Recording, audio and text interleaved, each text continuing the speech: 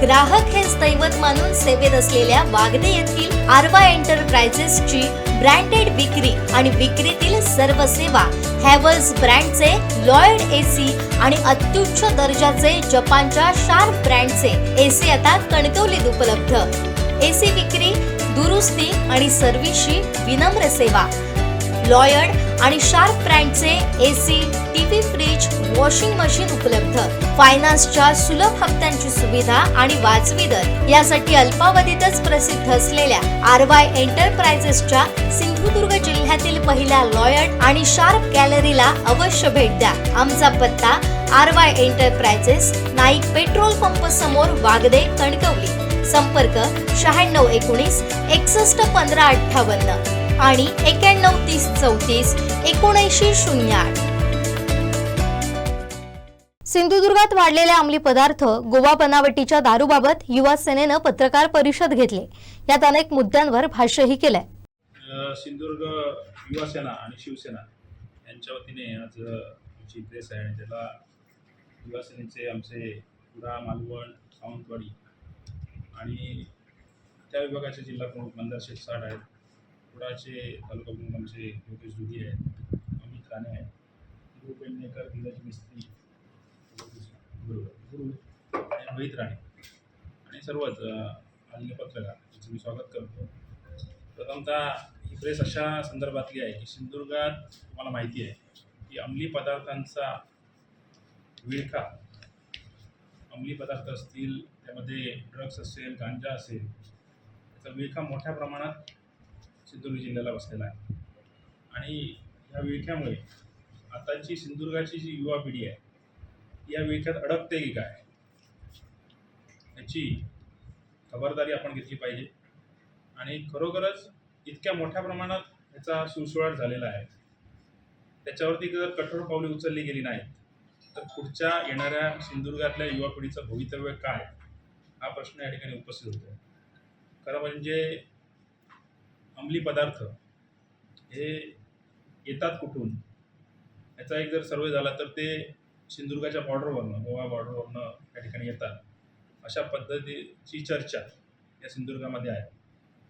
आणि ही गोवा महाराष्ट्राची जी बॉर्डर आहे तिथनं येतात आणि ही पोलीस यंत्रणा त्यामागे काय करते, हा खरं म्हणजे पोलीस यंत्रणेला विचारायचा प्रश्न आहे की जर ह्या बॉर्डरवरनं जर हे अंमली पदार्थ, गोवा बनावटची दारू या ठिकाणी येत असेल तर त्याला रोखण्याचं काम कोण करणार, पोलीस यंत्रणा करणार की नाही, हा खरा म्हणजे प्रश्न उपस्थित होतो। इथले पालकमंत्री नितेश राणे ज्यावेळी झाले त्यावेळी पहिल्याच 15 दिवसात त्यांनी प्रेस घेतली होती आणि सांगितलं होतं की हे अंमली पदार्थ असतील, ड्रग्स असेल, गोवा बनावट दारू असतील, अवैध धंदे असतील, ते आम्ही बंद करणार आणि पूर्णतः बंद करणार। माझ्या राज्यात हे धंदे मी चालू देणार नाही असं स्टेटमेंट घेऊन त्या ठिकाणी ते उतरले होते। आणि त्यानंतर खरोखरच 1 महिना हे अवैध धंदे असतील, हे अंमली पदार्थ असतील, त्या ठिकाणी आळा बसला होता आणि 1 महिना हे बंद होते। पण त्यानंतर अशी माहिती पुढे आली की ह्या धंदे सुरू करण्यासाठी 1 कोटीची मागणी या ठिकाणी मागण्यात आली आणि 1 कोटी त्यानंतर महिनाभरातच हे धंदे परत एकदा सुरू करण्यात आले आणि आजही ते राजरोसपणे सुरू आहे। म्हणजे ही 1 कोटीची मागणी मागितली, त्यानंतर पूर्ण झाली मागणी आणि त्याच्यानंतर हे धंदे चालू झालेत काय, हा खरा प्रश्न या ठिकाणी उपस्थित होतो आहे। ह्या रॅकेट मागे खरं म्हणजे जर रॅकेट मागे हे कोण असतील तर ह्या गोवा बॉर्डरवरनं गोवा बनावट दारू ही या ठिकाणी सप्लाय होते आणि जवळजवळ 100 ते 200 यांचे एजंट या जिल्ह्यामध्ये आहेत। आणि ही आमची अशी खात्रीलायक माहिती आहे की हेच जे एजंट आहेत गोवा बनावटी दारू जे विकत आहेत तेच एजंट या अंमली पदार्थांचा पण व्यवसाय करतात, कारण ती पण गोव्यावरनंच येतात। त्यामुळे ह्यांना जोपर्यंत आळा घालत नाहीत गोवा बनावटी दारूवाल्यांना, ह्यांचे जे ठेके आहेत ते उद्ध्वस्त करत नाहीत, तोपर्यंत या अंमली पदार्थांना आळा बसणार नाही। त्यामुळे हे गोवा बनावट दारूचे जे ठेके चालवत आहेत, जे एजंट आहेत, त्यांना तुम्ही पकडलात तर हा अंमली पदार्थांवरती अंकुश बसेल, अन्यथा बसणार नाही।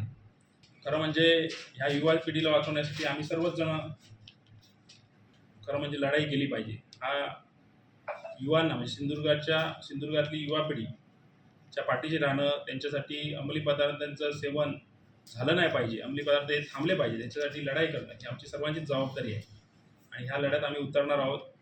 येत्या 15 दिवसात आम्ही बघणार आहोत. आम्ही हे तुमच्या माध्यमातून पोलीस यंत्रणेला सुद्धा सांगतोय की येत्या 15-20 दिवसात तुम्ही याच्यावर जर कडक कारवाई केली नाही, आम्ही ते बघू. कडक कारवाई जर करत नसाल तर आम्हाला शिवसेना स्टाईलने रस्त्यावर उतरल्याशिवाय पर्याय राहणार नाही. त्यामुळे लवकरात लवकर तुम्ही याच्यावरती बंदी घाला. SP-ना सुद्धा विनंती आहे की तुम्ही याच्यावरती बंदी घाला. गोवा बनावट दारूच्या एजंटांना पकडा, त्यांचे ज्या ठिकाणी धंदा करतात ते उद्ध्वस्त करा, नाहीतर हे अंमली पदार्थ थांबणार नाहीत. चांगल्या पद्धतीचं याच्यामध्ये राजकारण न करता अंमली पदार्थांना व्यसन घालणं ही सर्वांची आमची जबाबदारी आणि ती व्यसन घालावं, नाहीतर ह्याच्या पुढचं पाऊल आम्हाला युवा सेनेला उचलावं लागेल. निश्चितच आता सुशांत नाईक यांनी सर्वच मुद्दे मांडले. त्याच अनुषंगाने संपूर्ण सिंधुदुर्ग जिल्ह्यामध्ये युवा सेना अंमली पदार्थांच्या विरोधात एक चांगलं पाऊल उचलेल. निश्चितच या अंमली पदार्थांमुळे कुठेतरी कोकणची संस्कृती भरकटते का, हा महत्त्वाचा या ठिकाणी प्रश्न आहे. आणि या अंमली पदार्थांच्या माध्यमातून येणाऱ्या काळामध्ये सिंधुदुर्गामध्ये संघटित गुन्हेगारी वाढण्याचा देखील धोका आहे. त्यामुळे येणाऱ्या काळामध्ये 15 दिवसाच्या वेळेनंतर जर या ठिकाणी ठोस पावलं नाही उचलली तर युवा सेनेच्या माध्यमातून एक मोठं आंदोलन निश्चितच आम्ही या ठिकाणी उभं. आमचे दिवसभरातले सर्व अपडेट्स, ताज्या घडामोडी आणि थेट लाईव्ह पाहण्यासाठी सबस्क्राईब करा, लाईक करा कोकणचं नंबर 1 महा चॅनल कोकण 7 लाईनचं YouTube चॅनल.